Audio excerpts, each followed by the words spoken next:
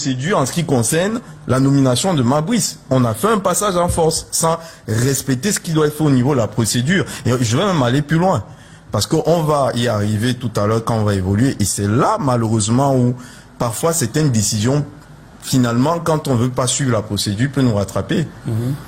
Aujourd'hui, la FECAFOOT, quand elle va informer, ou elle a déjà informé le ministère de l'Éducation physique, elle peut avancer tranquillement. En revanche, aujourd'hui, le ministère des Sports et de l'Éducation physique se trouve dans un gros dilemme avec Mabrice. Parce que, à partir du moment où la FECAFOOT n'a pas signé le contrat de Mabrice, ce qui est différent du cas de Conceição qu'on a connu. Parce qu'en réalité, dans le cas de Conceição, la FECAFOOT avait signé le contrat de Conceição. Et donc, Conceição pouvait attaquer la FECAFOOT, ce qu'il a d'ailleurs fait au TAS et ailleurs, à la FIFA. Mais là, on se retrouve dans une situation aujourd'hui où, du fait que la FECAFOOT n'ait pas signé le contrat de Mabrice, à partir du moment où la FECAFOOT remet à disposition Mabrice à la disposition du ministère de l'Éducation physique pour la FIFA et éventuellement pour le TAS, juridiquement, c'est pas un débat. Hein.